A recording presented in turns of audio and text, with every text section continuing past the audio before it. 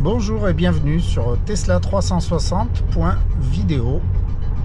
Un nouveau point de vue pour une grande nouvelle. Tesla a résolu mon problème de sonnerie à 117 km/h. Alors, pour être plus précis, c'est Julien du Service Center d'Aix-en-Provence qui a résolu le problème en regardant attentivement les vidéos que j'ai uploadées sur YouTube pour essayer de résoudre ce problème.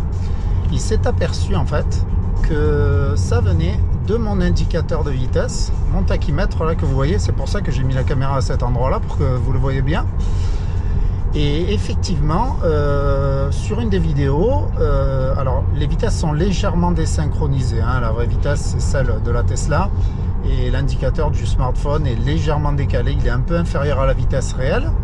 Et en fait il s'est aperçu que lorsque l'afficheur devenait rouge à 115 km/h, la sonnerie arrivait en fait. Et donc j'ai regardé dans le paramétrage. Au début j'ai été assez étonné, je pensais pas, parce que vraiment le son on l'entend pas venir du téléphone. Et il avait parfaitement raison, parce que dans ce logiciel il y a la possibilité de régler une alerte sonore en même temps qu'une couleur. Donc là vous voyez, maintenant j'ai refait mes réglages et là c'est limité à 90. Si je dépasse le 90, ça devient jaune pour m'indiquer visuellement que je dépasse la vitesse limite. Mais aussi on peut mettre une indication sonore. Donc moi je vais me caler à 85 en autopilot avec ma cale d'autopilotage et je vais vous montrer dans les options. Là on a l'option Speed Warnings. Donc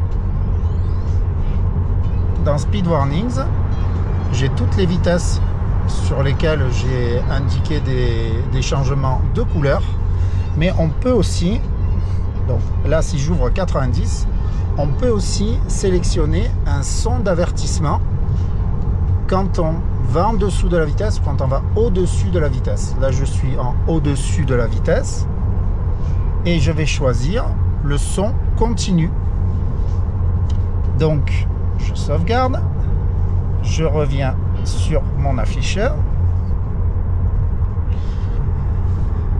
et donc là je suis avec un son continu si je dépasse le 90 à l'heure. On va augmenter progressivement la vitesse de la voiture.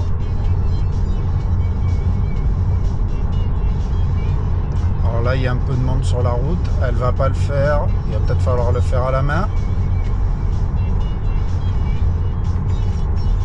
Je vais augmenter et je vais la mettre à 95.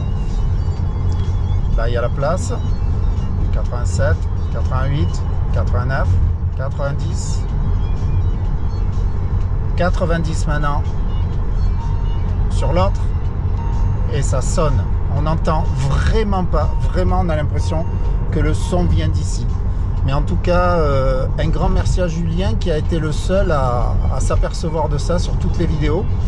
Je lui dois un repas parce que sinon j'aurais dû payer 66 € pour être allé au service center pour rien, je l'aurais bien mérité. Voilà, donc mea culpa, bravo encore à Julien. Et par contre pas bravo à Tesla, parce que comme vous l'avez vu, mon problème date quand même de décembre.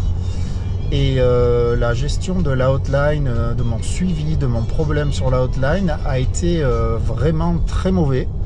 Et si je contactais pas les vendeurs qui m'ont vendu la voiture à Aix, et si je ne déclenchais pas vraiment une demande de réparation dans l'application, ce qui a ensuite suscité l'action de Julien, en fait je serais encore avec mon problème et la hotline ne m'aurait sûrement pas recontacté.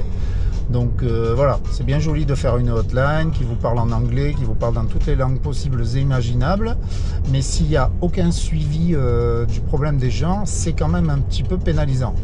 Donc voilà, hein, je répète, c'est ma faute à l'origine bien évidemment, mais je pense que là aussi au niveau de Tesla, ils sont vraiment très perfectibles au niveau de la hotline. C'est 70 ici. Très perfectible au niveau de leur hotline téléphonique, voilà.